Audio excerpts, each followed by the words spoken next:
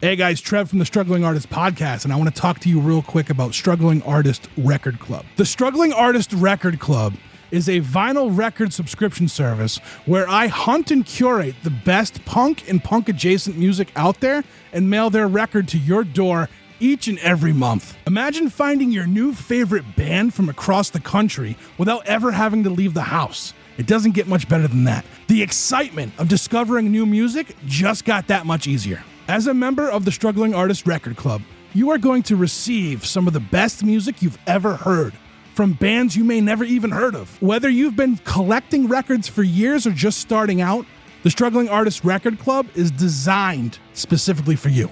And right now, all new members get a Struggling Artist Record Club exclusive along with the monthly selection. So head to StrugglingArtistRecordClub.com, pick a membership, and start building that collection today. Hey, this is Trev from the Drowns, and if you still believe in rock and roll, then keep the dial set here at the Struggling Artist Podcast. You're listening to the Struggling Artist Podcast. People need to be entertained. They need the distraction. With your host, Trev Allen. I wish to God that somebody would do something to block out the voices in my head for 5 minutes.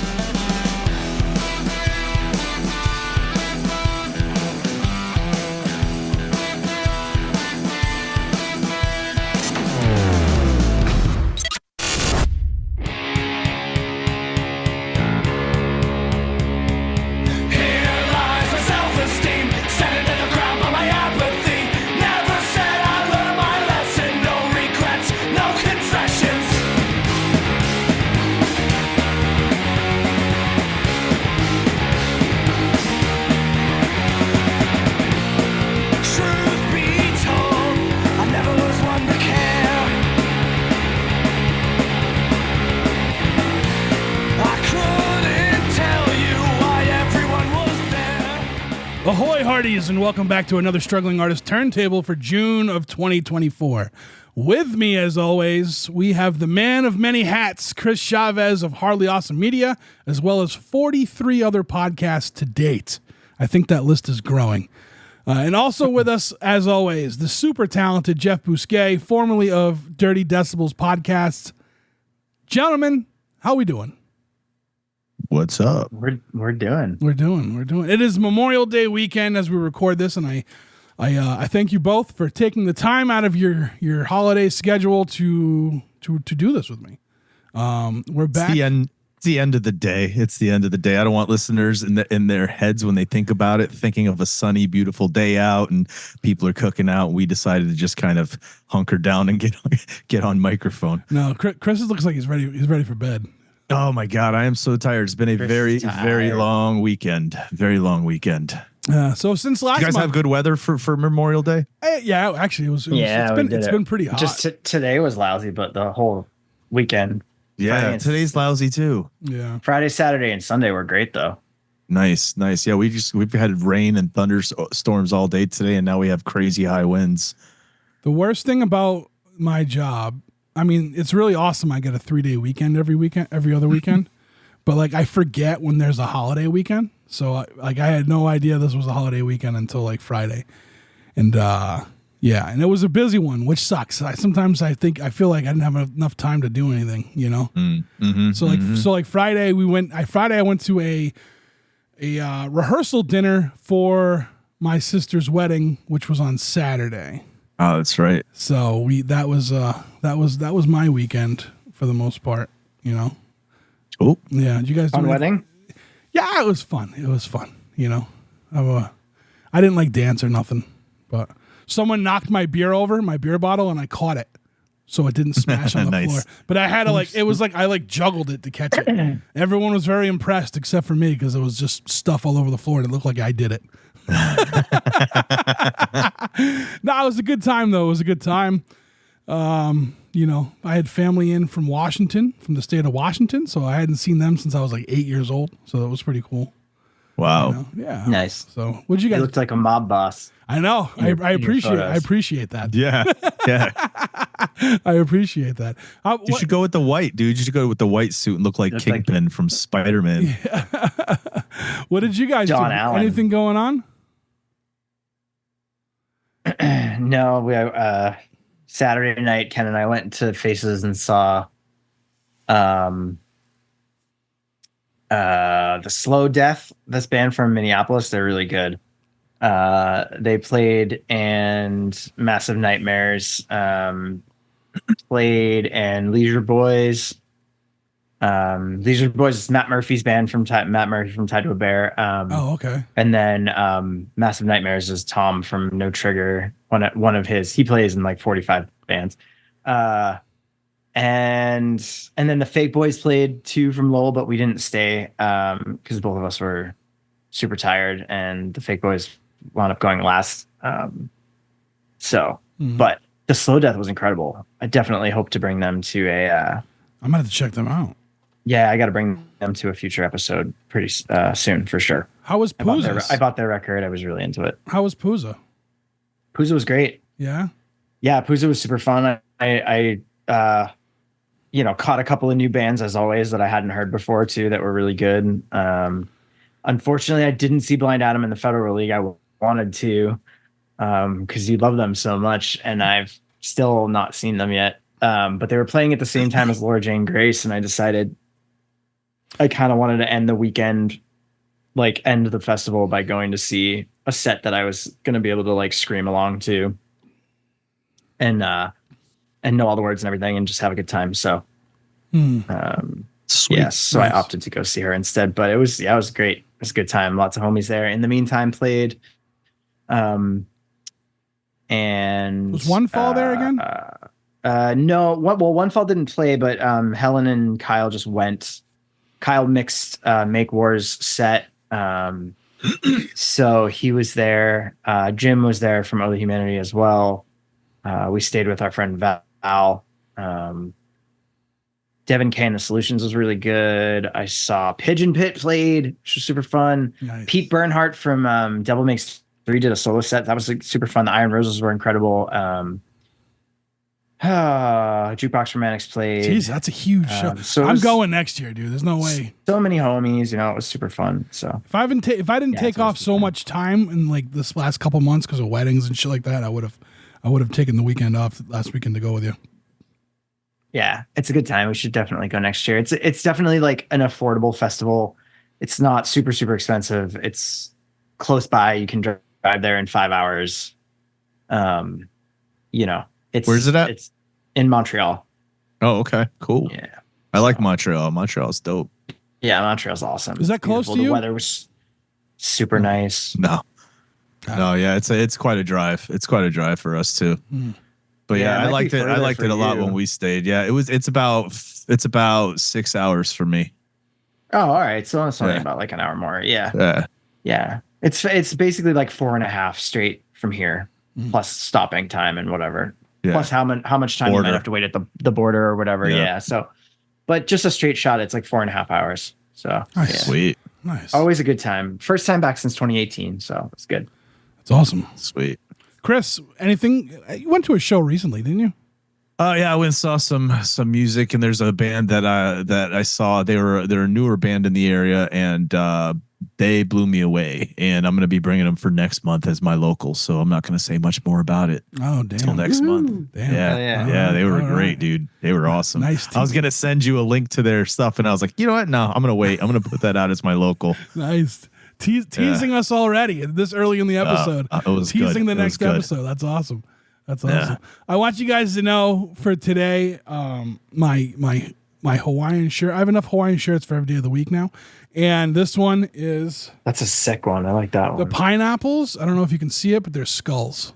Yeah, dude. Yeah. Oh, that's funny. Awesome. Yeah. That's awesome. I love Nice. it. Yeah. So, and when we get into the X Factor, we'll get into more why this shirt is so fits this episode. All right. Well, I guess we can head into our first break, unless anyone has anything to declare at this point in the opening. No, we're Three- still- Box of three- smokes. 3 cases of rum. All right. We'll see you Gold guys. bullion. All right. We'll see you guys on the other side of this.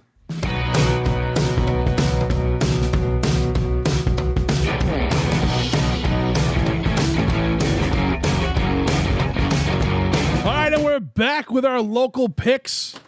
You know the deal. We pick something local-ish to us or somewhere we've lived. All right, this is a real loosely based criteria for this one. But we try to pick things that are local to us or local to somewhere we've lived. And I'm pumped for today's thing. Jeff, you are going to go first since your X Factor happened to be the one that we're doing this month. My local, I feel like, also fits our X Factor. Oh yeah. Our X Factor this month was nautical, ships sailing, anything to do with the high seas. And for my X Factor, I went with a band whose name kind of fits that category. But I had originally a different band in mind for my local that I found last month, but I decided to keep that one on hold for now too. And I went with a new single that came out on a split between Huntress and Holder of Hands, who I've had on the show before, and Emily Dix Taylor, who plays in Huntress and Holder of Hands. But I believe what they did is they did a split where one of the songs is they perform, I believe, just under EDT. And I think they wrote this song, Rocky Coast, and then Morgan Eve from Huntress and Holder of Hands possibly wrote the other song that's on the split. I don't know exactly how they collaborated, but they both play in the same band, so they collaborated together anyway. So, but it's a single called Rocky Coast. It is like very much a sort of dark sea shanty type of tune. It's beautiful, it's dark, it's haunting. It sounds very similar to a lot of other stuff that Huntress and Holder of Hands has released in the doom folk genre, as I like to call it. I love Huntress and Holder of Hands. I love their music so much. I think it's gorgeous and haunting and like ethereal in a lot of ways. But it's also got like these really authentic, true folk undertones and like backbone to it. This song reminds me of New England. It reminds me of Gloucester lighthouses and like just that sort of cold Atlantic, dark New England coastal environment that I'm used to, from growing up here. So love this tune and this little split. It's a great little split. So Rocky Coast was not the same. How did this work? I didn't realize it was a split, to be honest with you. So yeah, it's a split. So the way it's billed on, so unfortunately this one was not available on the Bandcamp for Huntress and Holder of Hands. This one I only found posted up on Spotify to stream right now. And the way it's billed, or the way it's like credited on the Spotify page, is that it's like Rocky Coast EDT, and then the other song, Ritual. Ritual. It says Huntress and Holder of Hands. All right, cool. So yeah, I couldn't think of the name for a second, but yeah, so I think they split it up that way. So right. Rocky Coast, I think, is EDT's tune, like, and then Ritual is Morgan Eve's tune, or Huntress and Holder of Hands tune, and they just sort of collaborated together. Did you know? Did you know that? But they play in the same band anyway together. Mm-hmm. So, did you know that Morgan wrote a book? Morgan Eve, yes. Yeah. I believe I did know that. There's also a really nice little documentary about her former band Brownbird, and the restaurant that was opened that was named after one of their songs. Yeah. So I in Detroit. I saw that and I was talking with someone and they were telling me that like they sent me like the thing. So what's going to happen with the book is they're shopping it around to try to get it published, but in the meantime they're going to do like an audio book and put it out but as like podcasts, so like chapters. Yeah, that'll be awesome. I'm looking forward to that. Yeah, for sure. I think that's gonna be really cool. She's incredible. She's such a talented musician, and so are all of the members of her band. It's Liz Eisenberg and EDT Emily Dix Taylor, and they are I forget their bass player's name, and their drummer's name, but they've had a couple of different, they've swapped since I've seen them. They've swapped bass player and drummer a couple of different times. But they're just so incredible to me. And I love seeing them play. They're great. So I when I first put it out, when I saw what it was, the first words that came out of my mouth is like, what haven't I said good about this band? You know what I mean? Like, I've said so much good because you've brought them before. It's just a gorgeous arrangement of instruments and their sounds. Rocky Coast, I wrote, is broken as fuck. It's sad. It's real doomy. Like, I just felt like piece of me broke off while listening to that one. And then Ritual, and stop me if I'm wrong, okay? Ritual had like more of an upbeat like tempo to this one. And like, to me, I felt like it was a little bit different than most of the music I've heard from them. And it's still gloomy and sad, but there's something else there, and I just couldn't quite like pinpoint what it was.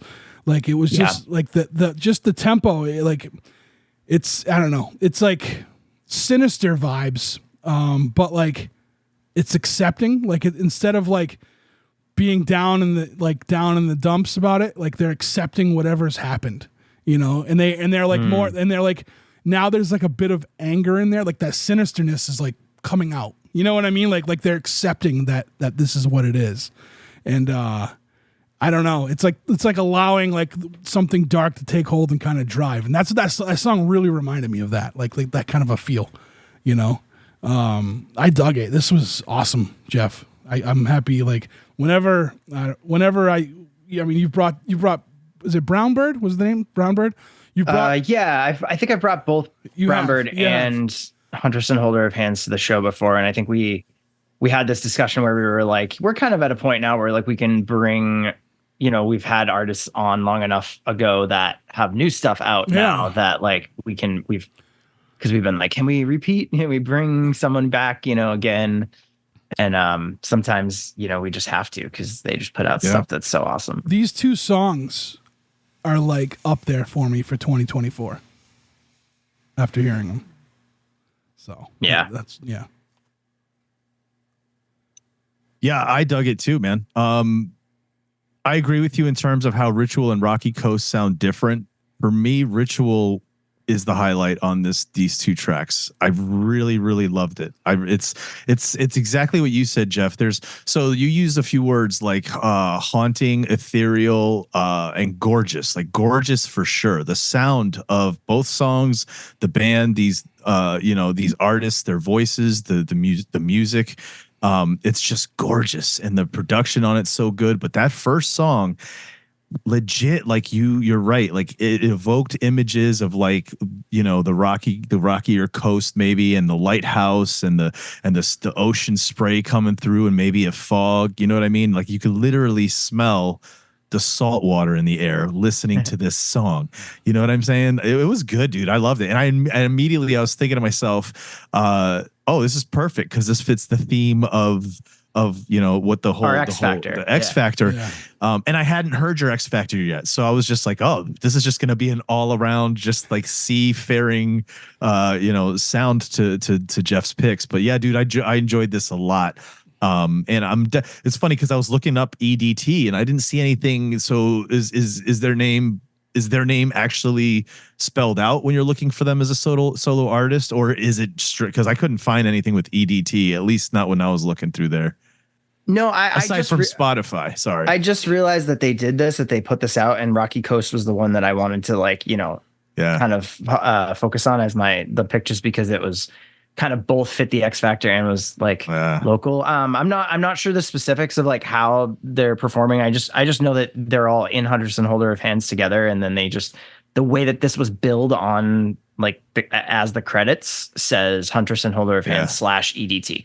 So if I talk to, I'll have to ask them how the writing broke down on the tunes. But if I see them the next time at one of their shows or whatever, but it's their music's super cinematic. It's like cinematic. Oh, yeah. Very it's visual, right? Like when you're listening to it, it's really cool. Yeah. Dug it, dude. Big time. Yeah. Chris, let's do yours next. It's funny, Jeff, that you said about bringing back an artist, because I brought Hustleonia before. Have you? Yes. Oh, yeah, I have. And I wanted to bring him again because this is a new album that was put out, and there's just something about the sound of this album. So, yeah. So my pick is Hustleonia, and the name of the album is Keep Hustleonia a Secret. So that's kind of a little thing around here in Buffalo. There's this big old wall that they painted, Keep Buffalo a Secret. And I'm sure there's like all these little cities around the country that probably have that gimmick going too. But yeah, so this album for me, there's so many different things I want to say. So there's the musicianship part of it, like all the different instrumentation in all the different songs on this. His voice, dude, there's something about his voice that, is it just me, or do you guys hear a kind of it reminds me of Aria, dude. When I hear, like, when Hustleonia sings on a little bit of a softer kind of, where he's not like singing, you know what I mean? Like, it sounds kind of like the way Aria does when Aria's singing, kind of like a slower, maybe more, melodic part. So I get that little, immediately I tie to that. I'm like, oh, I like that immediately. Right. But the songs to me feel like songs that that could have been written like in the early 80s, Beatles, right? Like when John Lennon was moving on and doing his thing, and George Harrison was doing their thing. Like, this is what the music may have evolved into at some point. It's got really good, catchy, like poppy kind of tendencies throughout this album. There's enough of it that's alternative also, that keeps it that indie alternative sound. Just overall, I loved it from beginning to end. I enjoyed this album, and yeah, I was just like, I got to bring Hustleonia again, because I'm becoming a huge fan, and I've only listened, haven't seen live, so I have to keep an eye out for whenever there is any kind of live performance. But man, I'm a fan of all the work, dude. It's funny. All right, so the first thing I wrote here is like some serious, maybe George Harrison vibes / solo Beatles, like pop vibes. So basically, you take any Beatle like that did solo stuff, and it fits right in there. I think that's a hard thing to do, and he's not trying to mimic the Beatles, but it's hard to bring something that sounds like what they did, and he does it well. He could do it without being called a copy. You know what I mean? Mm-hmm. Yeah. Yeah. It's a good album, top to bottom, really chill vibes. This is something I could just put on and like go to sleep to if I wanted to. You know what I'm saying? Like, I've played the Beatles, I play the Beatles, and I play Supertramp a lot, like when I'll go to bed, stuff like that. Like this would fit in. Now, what goes by the Hustleonia founder, right? Is that what it is? Dude, there's a whole like narrative, this whole kind of mythos that he's created and built about a fake soap company that owns the. It's intense, but it's awesome, dude. That's what got me into it too. Was just like this. There's so much more to it than just an artist writing music, and there's a whole story to it. There's a world that he's built with this, and like. I love that. Been around since like 97, I saw. And I don't know if you did this on purpose, but this episode drops on his birthday. Oh, nice. So happy birthday to Hustleonia founder, right? Founder? Is it founder? Yeah, founder. Yeah. I dug it, man. This was pretty good. I thought it's funny. I think it's cool that you guys picked up on the like kind of 60s Beatles like era influences, because I totally leaned into like the 90s, like kind of like a 90s alt indie kind of vibes. I like it, like, to me, like it's got like the mellow surfy aspects of like stuff that would have come out of like the 60s or 70s.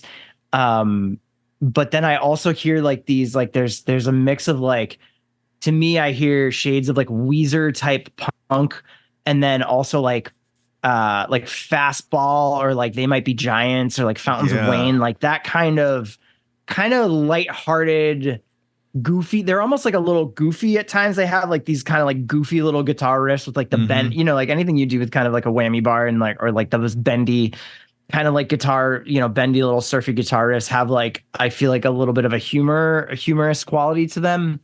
Yeah. And it's just very chill. It's very relaxed and like kind of chill vibes. I could definitely see them rocking like a lounge type of performance, or like even like maybe like a bowling alley, or like some type of a scene like that in a movie where like people would be like bowling and they'd be like playing on stage, like kind of like off to the side or whatever. I don't know. That's I don't mean that if they're listening to this, I don't mean that in a belittling way at all. I mean it in a very endearing way. I think they're really fun, like upbeat, positive vibe band to listen to. And and I love that there's like a little bit of a humorous quality to it, but there's also there's like that kind of fuzzy like 90s, some 90s like alt influences there too. And it's funny that you guys brought up like the Beatles and stuff like that, because the other thing I always have to remember is that like a lot of bands that I remember hearing from like the late 90s certainly were looking to bands from the 60s and 70s and 80s as like influences and like styles on their music too. So it's all just kind of keeps trickling back. The whammy bar thing you said, that thing, I think that's why I had like George Harrison vibes right away, because that was something he did. He did that a lot. Right. Yeah. Yeah, that was good. That was a good pick, man. I don't remember them from before. You'll have to send me what was the first time around, so I can remember. Because I'm sure I liked it then too. I remember that you brought them before, because I remembered the name. I recognized the name, but I couldn't remember the name of the album you brought last time. Cool. All right, well, I guess it's time for my local pick. Hailing from the seas of Portland, Maine,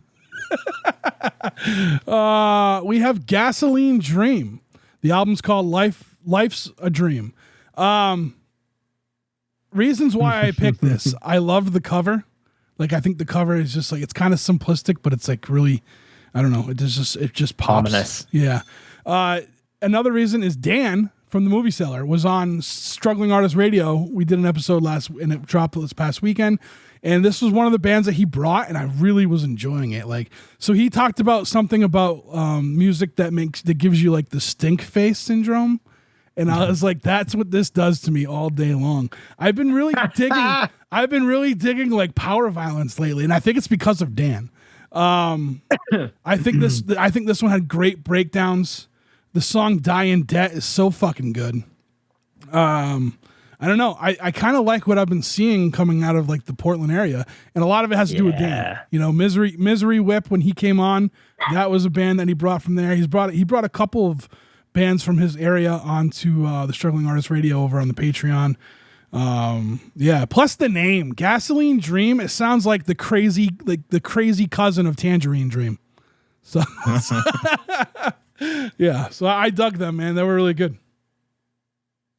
Also, I feel like Gasoline Dream, I feel like Life's a Dream is such a throw you off title of a record too. It sounds all net. Life's a Dream. And then you listen to it and you're like, whoa. Yeah, for sure. I thought the beginning of it throws you off a little bit when you're listening to it. It was like, aside from the album cover, which is pretty dark and like ominous, I feel like you don't exactly know what you're getting into, like with like that first 30 seconds of the first track. It starts out like it's gonna almost be like just slower, like heavy rock. Mm-hmm.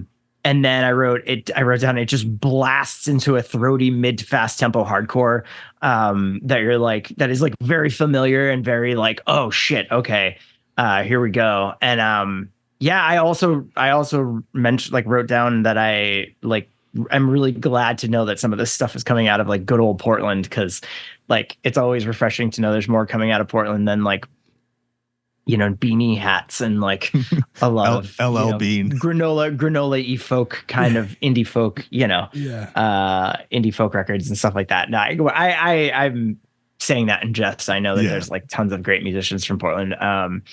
But this is like, you don't associate Portland with that. You do associate it with, like mellow hipster vibes and stuff like that. And it's like, oh no, this is like fucking for real. Would love to see this live. I wrote down shit gets fucked up in that pit. Like it's fast, it's brutal, it's spot on, and the song lengths are perfect for the style and perfect for what Trev likes apparently. So What do you mean? What do you mean? We learned that they're nice, good, short songs, short, concise songs. I like long songs too. Abrupt endings. Yeah, abrupt endings. No, yeah, like yeah. they're perfect for that style. It's exactly what you would expect, and you fly through that record through that EP. Like you're like, oh, it's over already. Shit, wow. Yeah. But yeah, incredible. Loved it. Well, now, I don't know, man. This wasn't for me. This isn't my. I mean, I like hardcore. I like a lot of heavy music. This one just didn't do it for me. You know what I mean? It doesn't mean that there was anything wrong with it. Like, it sounded good. If you want to talk about the sound, the guitars, the musicianship in it is tight, right? Like, it's tight. It's intense. It's exactly what the genre says. It's power. It's violence. It's just that's just it, right? Bottom line. And I don't know if it's the vocals really, because I mean, there's certain vocalists that I have done that before and I like that, right? So maybe it's just the combination, like the vocals, the music, the songs, and everything. And unfortunately for me, this band it wasn't a thing for me, man. Like, I was just like, oh, okay, next, let me hear the next song. Yeah. You know what I mean? But again, I get where, you know, where people would listen to this and be like, this is my thing, right? You know what I mean? And especially the aggression part of it. Like, I get that totally. And I guess if it was something that hooked me, I'd be just blasting this, just really getting into it, right? Stinkface, for sure. That's what you're getting listening to this album. But it just wasn't an album for me. This wasn't the sound that I would be typically playing at any given, I don't know, road rage day. Yeah. So I'm kind of happy you didn't like that. Not that I'm not happy that you didn't like it, but I'm happy that you feel okay enough to voice that you didn't like it. Didn't hit you. Of course, man. Because like, you know what? At the end of the day, it's not for me. Right. But the musicianship's on point. It's absolutely killer in that regard. Like, I can step back and say, let's talk about what this sounded like. The sonics, just the intense pounds to the face. You know what I mean? Yeah. Just that the drumming in this is just ridiculously, like, it's like an engine. You know what I mean? It's insane. So yeah, it's great in that regard. Not my stuff. Yeah, it's all good. No, it's okay. It's okay. Cool. Also, cool. I just like to mention that it was mixed and mastered by somebody named Will Killingsworth. And I'm just like, that's a name. Yeah. Will Killingsworth, that's a name. Yeah, absolutely. Absolutely. I want to work with that person so that I can have that name on my record, mixed and mastered by Will Killingsworth. We'll be right back with our X Factor.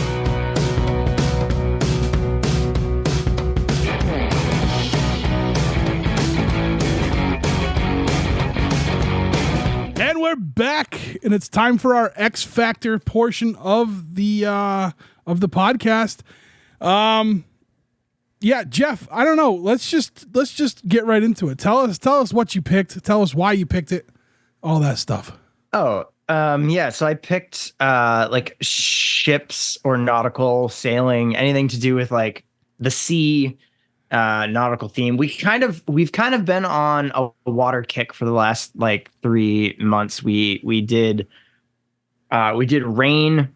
Mm-hmm. Yeah, and just water, right? And then we did water. Yeah, we did like water related stuff. Then we did like specifically rain because it was like springtime in New England or in the Northeast. So we were like, yeah, let's just do rain.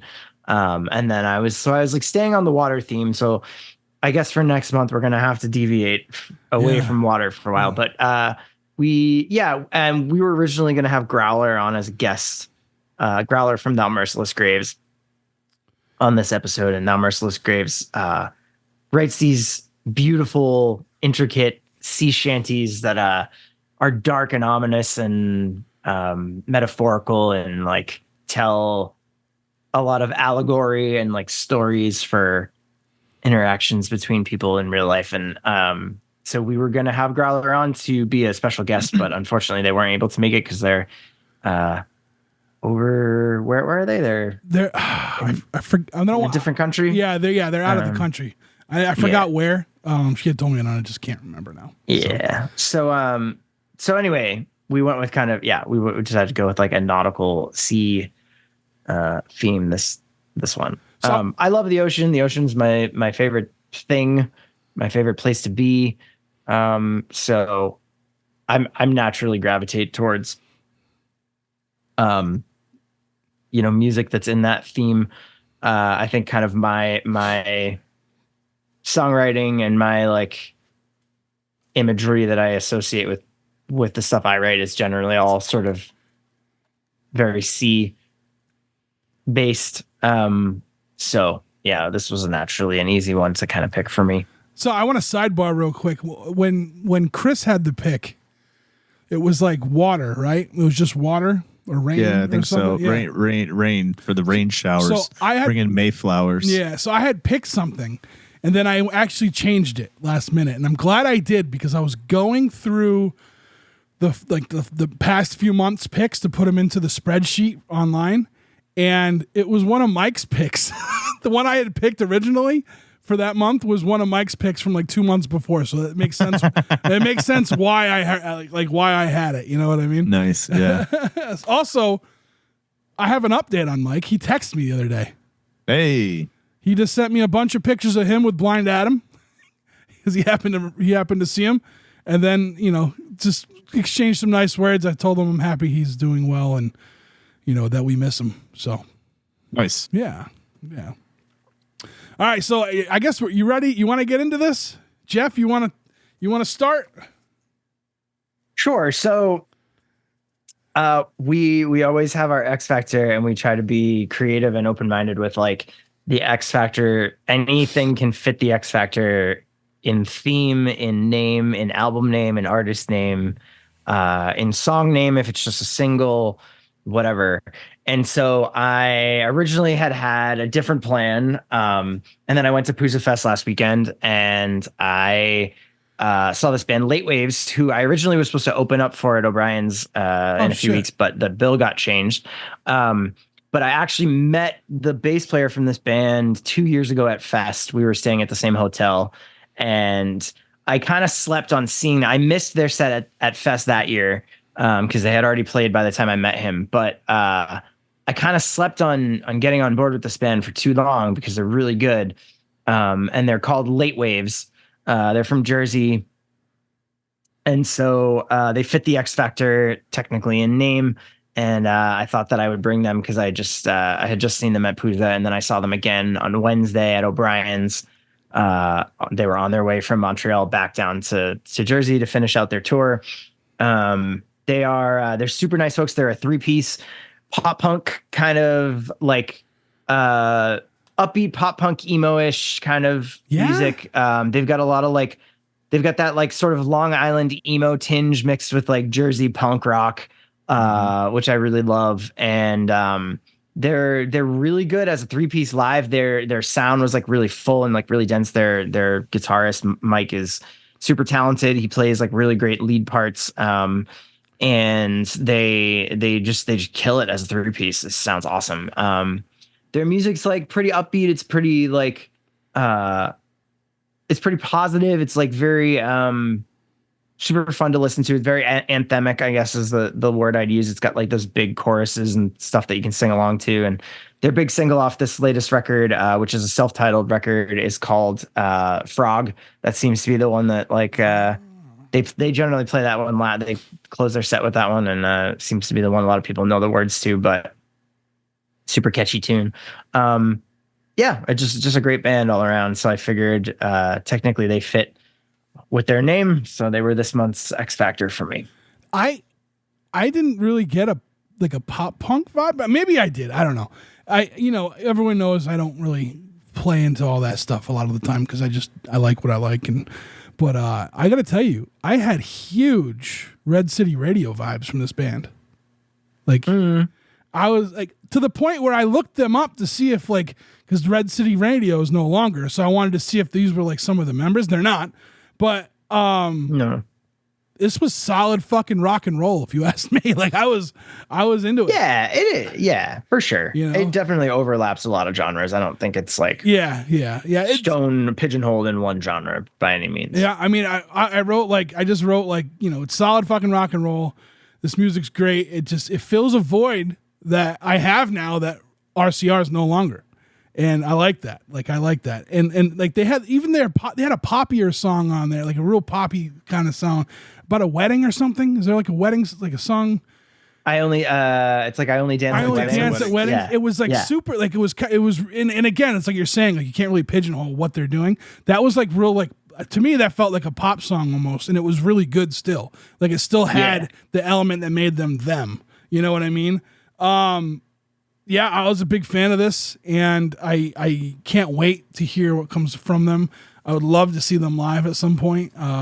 This is good. This is filling that void that I had. Because like I've gone on record to say like Red City Radio was like at the top, like before they broke up. To me, they were just like the best rock and roll out there right now. And this band right here, like, is taking that spot. Like it's just solid music. Yeah, it's great. Yeah, I agree with both of you. The definitely hear the pop punk in there, that punk, the kind of alternative punk in there. And the emo mostly with the lyrics, right? Like the lyrical content and some of those. I mean, you can hear some of the emo musical influences as well. I like this band. I really enjoyed, like it threw me off at first though, because I was like waiting for like a sea shanty or like some sort of sea sound, and then I was like, oh, okay, so we're going with the title of the name of the band, so that's cool. But yeah, awesome. I like this band. Like you said, the music sounds fun. There's a lot of times throughout this that I thought to myself, I'll probably play this a lot throughout the summer this year, because it just feels like a fun summer type album. I dig the vocals, sure. dude. I really like his vocals, and man, I was surprised when you just said it was a 3-piece. I didn't look into it. So listening to it, dude, like did not expect you to say that. So that tells you something else too, right? When you can hear a band that sounds so full, and it just, and obviously you can do so much more producing an album in studio, right? With 3 members. But I mean, if you're saying you heard them live and they're still sounding that full, that says something about what the band can do as a whole.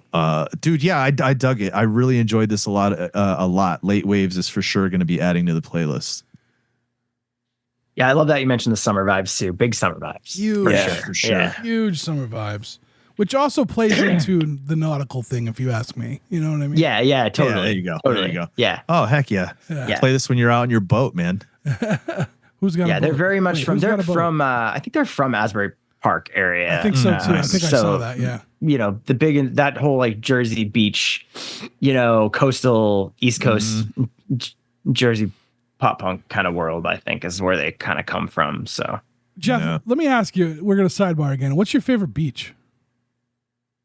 What's my favorite beach? Yeah. Do you have a favorite beach? Like, definitely one of the beaches down in San Diego for sure. Probably like Ocean Beach and Pacific Beach in San Diego. Oh, cool. Yeah. I'm a homer. Mine's Musquamacut. Although I do like Virginia. Virginia Beach was a lot of fun when I was there. I don't think I was old enough to really enjoy it though. I was young when I went to Virginia Beach, but it was a lot cleaner than I thought, like the water and stuff like that. Yeah. Chris, do you have a favorite beach? Not really. No. Nah. You're from fucking Florida. You don't. It was beaches everywhere, man. Yeah. They were all the same. They all had different names, but like when you're just walking up the coast, you're going through each of the towns, you're just going through a new beach. It's like, well, that's not true, because some were nicer than others. Like some kept up the sand better, got rid of the trash better. Some of them you could drink on, some of them you couldn't drink on. Mm. You like those nudist beaches, huh? No, never been to a nudist beach. Just like to let it all hang out, just free. Nah. Free. Wait, you have to be at a nudist beach to do that? You don't, but it's frowned upon. Oh man! So before we get into your pick, Chris, can I just ask you, like, when you thought Growler was coming on, did that influence the style and like where you went with this? No, it didn't. No, because as soon as Jeff said like that nautical thing, immediately I went to like sea shanties and that type of thing. So I believe that's what I looked up as part of my search. And yeah, so when I came across these guys, I found they're called the Ballina Whalers. The Ballina Whalers. They're from, where's this band from? They're from London. London. Yeah. London, I was gonna say UK. Liverpool, but I couldn't remember. Yeah. The thing that I liked about this too is this is part 3. So they put out they did these 3 guys that decided to put out this project, the Ballina Whalers, where they were gonna do these 3 EPs that would all have like the nautical kind of seafaring, sea shanty type songs. But a big part of what they do is a cappella. So there are songs that have, the guitar or something else with, another instrument playing along. But I think like 4 out of the 6 or 5 songs are all just a cappella. It's just their voices. And it's legit seafaring music. It's I think 2 of them are, or 2 or 3 are actual old songs. I guess that's the thing about these sea shanties, that they write these songs about ships, right? Like these ships that used to exist at some point, these great ships and the battles or the whatever adventures they'd ever been on, or the wreck of this ship or that ship. And that's one of the things about this album. I think there's like 2 songs I read about it, 2 or 3 songs that are actual older songs that they cover themselves. But I enjoyed it, man. Right. So getting into this kind of this headspace that this is where we're going to be, I was listening to some other stuff. And when I came across this, I think the thing that got me was the a cappella, the vocals. I'm a huge fan of harmonization, huge fan. Like, it always blows me away when you can have 3 and 4 voices that sing in harmony. And then when you really listen, you can start picking out each part, right? So you can hear what they're doing with their part, and how they're not, maybe one's going high, but this one's staying even, or this one's dropping lower. And it just sounds so cool. I'm always fascinated with that. So I loved it, man. I love listening to this. It did what the Rocky Coast song did for me. It made me start smelling the ocean waves, right? Just really feeling like I was on the coast of the UK. They're all like kind of clammy and cold and blustery, and listening to these guys sing, dude. Yeah, it was awesome. It was awesome. I like this a lot. So I don't know, sometimes when I go to start something off of Bandcamp, it doesn't play the first track. So it actually played the last track first for me. And like, I didn't realize they had no instruments until an instrument came out, which is like the next, like 2 songs later. You know what I mean? Like after it restarts, I wrote down straight no chaser for the scallywags. Like this is beautiful harmonizing of vocals. Like I said, I didn't realize that there was barely any instruments until I heard an instrument. Yeah, and then I wrote down that for some reason I played 3 score and 10 first, and then it started playing the whole album. Again, this was awesome. To be able to, I don't know if it's, I guess to be able to do a cappella and have it like you got to really harmonize to, and then like I said, to be able to give the illusion that they're like not an illusion, but I don't know. I just didn't realize there was no instruments until I heard one. And that, to me, I think that's a big deal. You know what I'm saying? Because like sometimes when you hear things that are a cappella, you're like, oh no, here we go. But this didn't do that. Like you said, like they did a couple old songs, like and these songs were ways were folklore. Basically, these were stories that they sang. Yeah. I think singing on a ship and getting everyone in sync and what you're doing actually helps with the process of what they were doing. You know what I'm saying? Like whether it be like pulling sails or whatever, tying knots, whatever the fuck you do on a ship. I don't know. No. But like it had like the music definitely, like the songs they sang definitely like went with what they were doing for work. I think it was a good way to keep in sync with everybody when they were doing something as a group. So yeah, I was a big fan. Yeah, I definitely think it's fair to say like shanties are absolutely like work songs, in a lot of ways. I have oh man, I feel like I have so much to say about this, but I did think it was like absolutely gorgeous, and like the one thing that I took away from it right away as soon as I started hearing it was like it was fully authentic, like truly authentic sea shanty folk music from a like very specific place, very specific time. And I think the harmonies are gorgeous. It's sad. So I think Bandcamp for me played the Wreck of the Dandenong first. But I was just like, wow, like it's, and this is gorgeous. However, being fully transparent, it also was like really depressing to listen to. And a lot of the songs that they do on this record, and I listened to a little bit of the other ones too, are those style of like sort of sea shanty tunes are very repetitive. They repeat the exact same phrasing over and over and over again with just more and more and more verses, like verse after verse after verse. Right. So I do think, to me, the one thing I didn't like about this was like my brain reached a limit listening to some of it where I was just like, this is miserable. I feel this like actually makes me feel it's somber, gloomy, like, and it's just like, and it's like repeating the same thing over and over and over again. However, I also caught that there's some funny ass shit. So if you listen to the tune Whip Jamboree, which again is one of the tunes that is supposed to be a more like happy, positive, like uplifting celebration song where they're celebrating pulling into port after a long bout out at sea and coming back and hanging out with women while they're in port.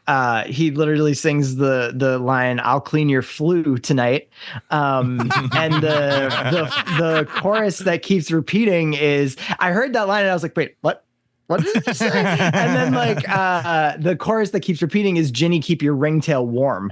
Wow. So I believe so I looked this up and I was like, what does ringtail mean in like sailor slang? And it's referring to a type of sail, and I think there's like a type of sail on the ship, and so I think they're using that euphemism. It's a euphemism, yes, I believe.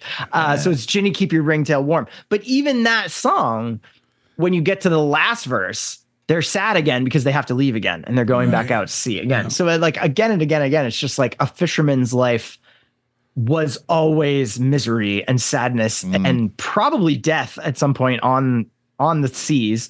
I did reach a limit with it where I was just like, this is just too like almost not boring, but almost just too down. Like I couldn't really listen to it anymore. But I loved like, if you really listen to some of the terminology and the lyrics that are mixed in there, it's really hysterical. So I thought that was kind of funny. But nice. Also the other thing that was really cool is, I don't know if you caught this either, but all of those EPs that they recorded all as a plan to release, like all three of them were all recorded on a floating lighthouse in the Thames River in London. Isn't that insane? It's tethered. That's awesome. Yeah, I need to look this up and like look at what it looks like, because it sounds to me like it's almost like a lighthouse on a barge or something like that. I don't know, but it just sounds some kind of like though, to say you recorded an album there. You know what I mean? Like, how fitting. As far as the authenticity goes, A plus across the board. It's very, very well done. Very well done. Nice. All right. Now it's time for the oddball pick. Excuse me. All right, so I want to preface this with when I had my pick, I was going down this huge rabbit hole, right? So at the time I thought Growler was coming with us, so I was like, all right, let me look up some shanty music on Bandcamp, and I started looking up shanty music, and there was nothing really catching me like out of every when they give you like the page of I don't know if it's the most popular they show you when you first type it in or whatever. So I was like, let me go pirate rock. And I went down this pirate rock, and there was some good choices. Like one of the best ones, like their live album sounded really good, but the studio album just sounded like it like fell flat. So I looked up the band, and like they're like a lot. It's almost like they put on a stage play, like a musical, every show. And that's why it sounded so much better live than it did recorded. So I was like, all right, I'm not going to bring them. So I know there's pirate metal out there. And I was like, all right, let's see what's out there for pirate metal. The most well-known, I think, is Ailstorm, who I've never heard. But I know they're like the most popular pirate metal band out there. I toyed with going with like Viking metal, but like Amon Amarth is like way too popular to bring on here. And they're one of my favorite like Viking death metal bands. So I was really playing with it. A lot of things I noticed too, Celtic music and shanty songs, they play hand in hand. And I wish Growler was here so we could kind of discuss that. Maybe when I'll have her come on the podcast, the actual podcast, to like talk about it, because I didn't realize it until like I was looking at all these bands that I know, like, you know, the Dropkick Murphys, Flatfoot 56, the Tossers, they have all of these like you know, maritime themes, like pictures, and you know what I mean, whether it's art or it's songs or it's titles of an album. Yeah. And I was like, oh. I never really thought about that, but it comes down to folklore. That's kind of like what I was saying with Chris. Like this is all folklore, right? And that's what they did, right? It's just how it worked out. So so anyway, I couldn't. There's a lot of awesome artwork for pirate metal, and I don't want to say the music's bad. It's just not for me. It's really, some of it's really, really strange, and like. And then I fell down a deeper rabbit hole, and there is pirate black metal. And I think that's where I landed with coming out of France, Totterfish. The album was Yamaya. Oh boy, Yamaya.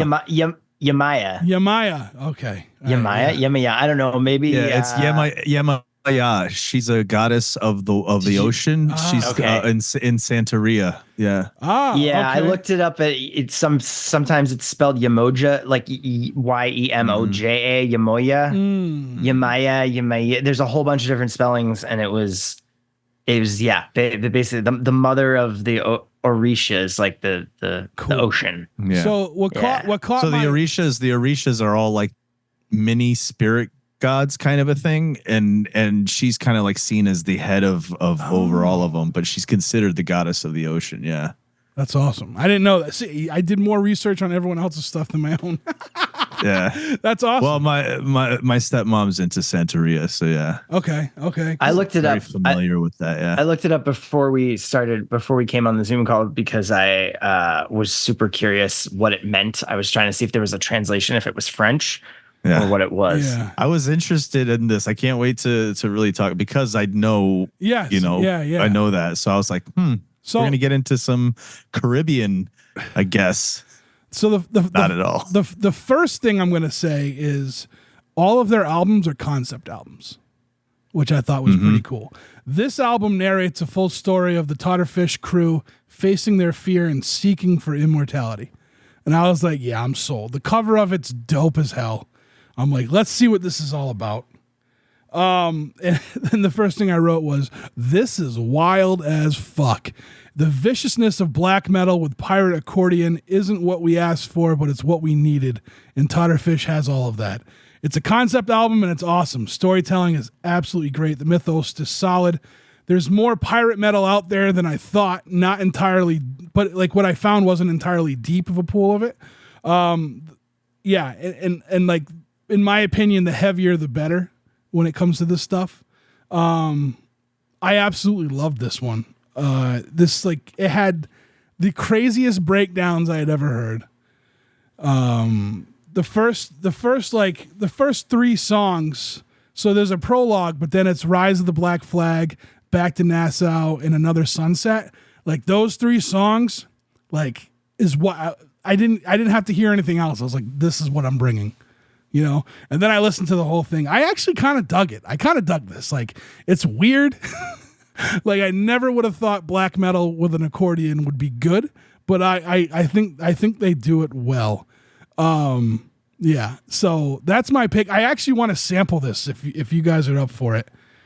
You guys ready? I'm just gonna sample how this like it just kind of It goes hard, like it's like an opposite breakdown, right? Usually breakdowns go like hard as fuck, and this one like it kind of like holds back. So you go from like heaviness to hold back, and I'm gonna play it for you right now.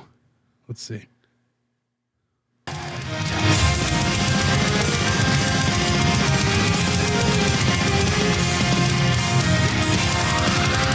So right now, if it's normal, breakdown.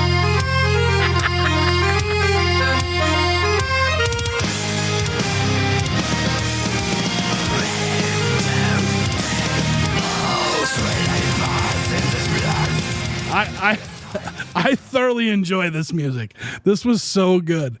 Yeah, so I can't wait to hear what you guys think. I have a feeling I'm being, there's going to be a mutiny here, and I'm going to be left behind for this one. But yeah, what do you guys think?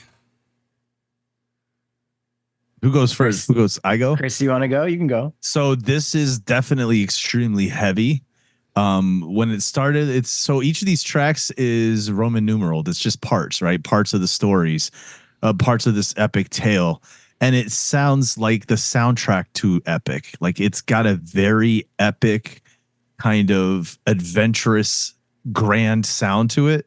It's extremely just raw and just when I say raw, I don't mean raw in terms of the sound, because the sound is very full. It's very kind of polished sounding. It sounds great, but it's raw in that, like, maybe it's the vocals that make me feel that way. It just comes in and just wants to rip your face off.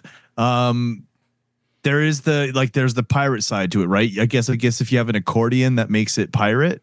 Other than that, again, it wasn't for me. It was all right. I was like, this sounds, I can see the sound. I can see like who's into this kind of thing, but I don't know, man. There's something about the super heavy music, the kind of the power violence, or that kind of the doom or black metal or death metal.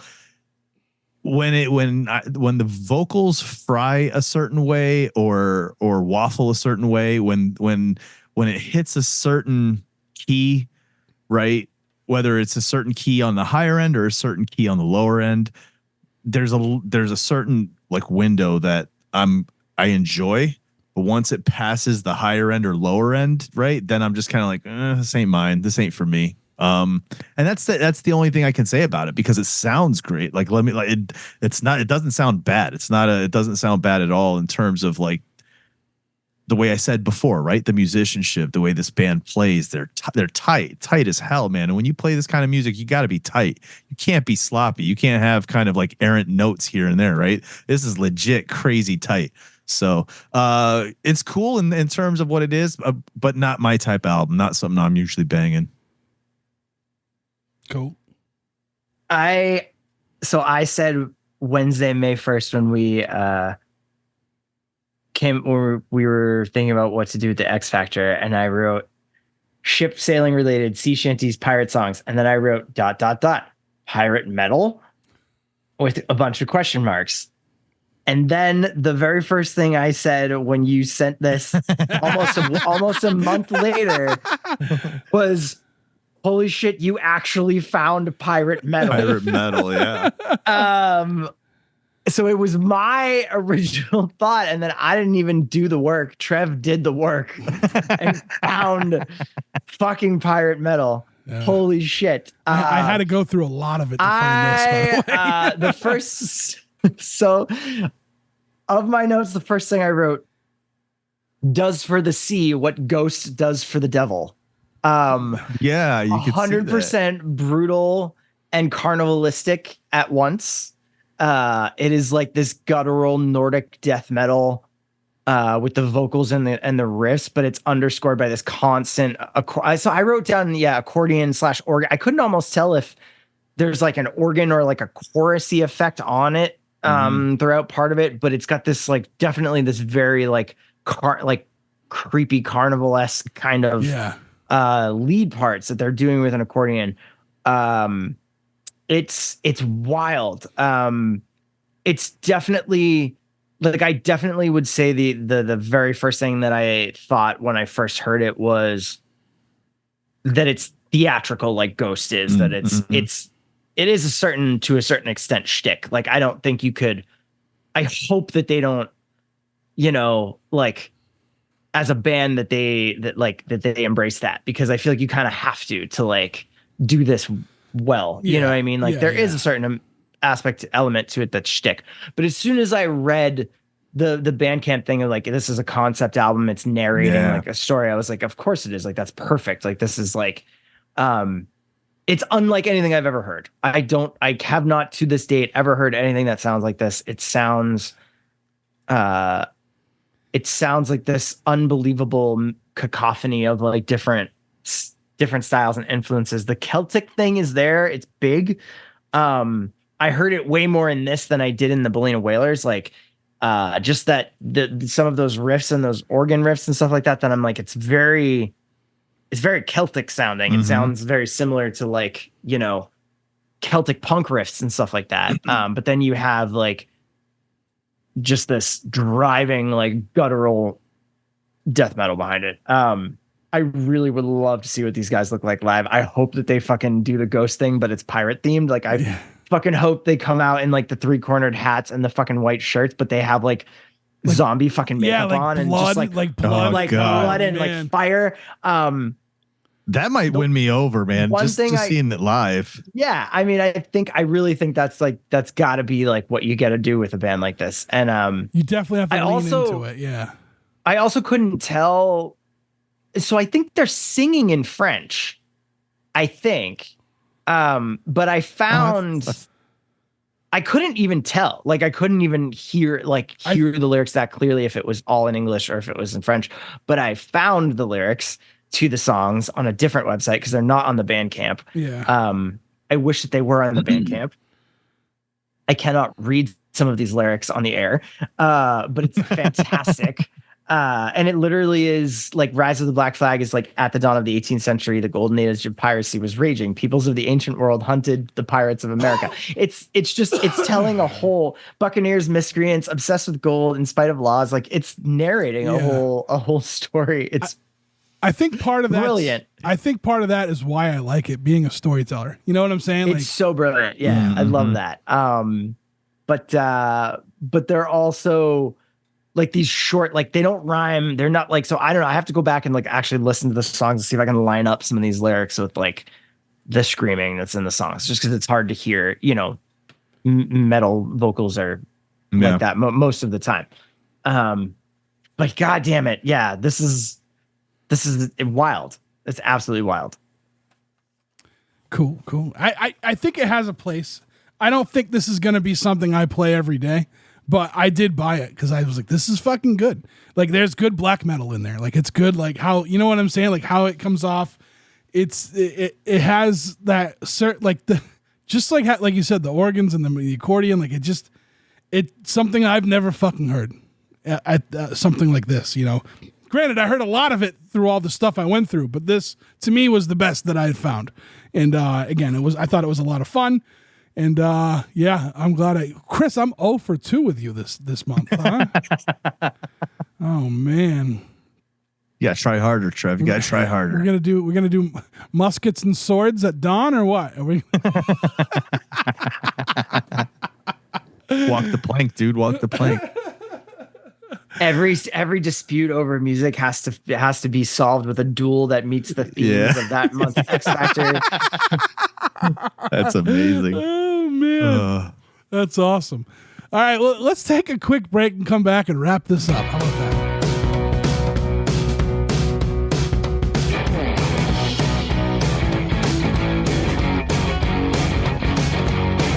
All right, and we're back for our final segment of this show. All right, I know we've done quite a bit of changes over the last year, right? We've changed the name twice. We have a new graphic now. We decided we're going to start bringing our favorite, like what our favorite albums from, or favorite whatever picks from this month, right? We're all going to give us our favorite one. And I decided to give you guys more work and say everyone has to bring an X factor now. And what we're going to do to the listener at home or at work or wherever you are listening to this is when this episode drops, you will see a poll on our Instagram. And on our Instagram, the poll will be up for you to choose which one of the 3 picks we should do for the next month's X Factor. Hopefully this works out and we have more than one person that votes. Also, we're all just voting for our own. Yeah. So it's 1 to 1. Also, I love the way that you phrased that, Trev. You were like, what we're going to do to you, the listener. Yeah. Is make you pick an X factor. That's it. Well, look, we can only come up with so many ideas on our own without like overlapping and, so I figured why not we do like we each bring something and we'll let the listener decide. Also, I guess in addition, I'm going to throw this out there because I need more people to use this. In addition to the poll on Instagram, you could also text us on the hotline what your choice is of the 3. 774-570-1552 is the Struggling Artist hotline. Text us what your pick is of the 3 X Factors we are choosing from today, I guess, or that we're putting out there for you guys today. All right, so let's start with our favorites of this month. I'm going to start first. Late Waves is my pick. It was a toss up between that and Huntress and Holder of Hands, but I think Late Waves is going to be something that I'm going to be listening to in a lot like this summer. Nice. I agree. Late Waves is mine as well. It was that and Hustleonia. I love the Hustleonia album. I really do. But the Late Waves one, maybe it's because it's newer to me, so it's got a more fresh feel to it. You know what I mean? But yeah, it's definitely going to be one of my summer albums this year for sure. Definitely mine was Toad Fish. Yeah. Just out of nowhere, like Trev found pirate metal, and it's fucking fantastic. That's awesome. I appreciate how much you appreciate that because I had to go through a lot of stuff to find it, and yeah, it was well worth it. I think it was a lot of fun to have that one on here. So, cool. All right, let's talk about our picks for next month. I'm gonna go with Heat/Fire. I'm going with airplanes or flying. I'm going with sci-fi. Sci-fi. Anything sci-fi? The sound could be the name of the album. Sci-fi. I think I know which one's going to win. And then, so you said plane/flying. Flying. Airplanes are flying. Yeah. And then I picked Heat/Fire. And then sci-fi. So does it have to? It could be anything that relates to sci-fi, right? Sure. All right, cool. Robots, aliens, spaceships, space. I feel like you have something in mind. Telekinesis. Yeah. Yeah, he does. He's like, yeah. All right. No, cool. I don't have anything. Not yet. All right, cool. But I will. All right. And then I don't think anybody has. Oh no, Jeff, we have something to promote this month. What's going on? I'm playing a show at O'Brien's on Friday, June 21st. If anyone's interested. At O'Brien's? It's at O'Brien's Pub in Alston. It is with Beauty and me and Caprice. Nice. And myself. So if you're around, come on and hang out. It was in some way originally supposed to be with Late Waves. So maybe next time they come through town, we'll make that happen. But yeah, it's going to be a great show. I'm super stoked. So nice. Cool. Yeah, come check it out if you're around. I want to promote the Struggling Artist Patreon, simply because Chris has done quite a bit of work over there with doing like content, helping me create content over there. We are getting patrons involved in creating content over there, and it's a lot of fun. You know, we do the Struggling Artist Radio, like I mentioned before. Dan from the Movie Cellar, who happens to be a patron as well, came on and we did a radio show with his playlist, and it was a lot of fun. So I want to promote that. If you want to see what's going on, head over to patreon.com/podcast TSA and see what's up. Boom. Chris, nothing? Nada. All right. Well, I guess that's it. I hope you guys have a wonderful month. Chris, Jeff, I hope you guys have a wonderful month. Jeff, I hope you make it to the Struggling Artist Studio show on June 22nd. Yeah, I will. I'll be there. Yeah. I don't think Chris is going to make it this time around, unfortunately. But He'll make it that one. He'll be to the next one that happens in the fall. I'll try and come take some video. So Sweet. It'll be cool. Oh, yeah. So you Sweet. do whatever. I want you to enjoy. You don't have to do. I tell Chris that too. Just come out. You don't have to do anything. If he's not shooting video, he's not having fun apparently. So If I'm not working, I don't feel right. Doesn't feel right. It's me and Jameson's curse. Yeah. all right. Thank you guys for joining us for today's episode, and be sure to vote on the poll on our Instagram for next month's X Factor criteria: heat or fire, airplane or flying, sci-fi. All right, we'll see you guys next month. Yeah.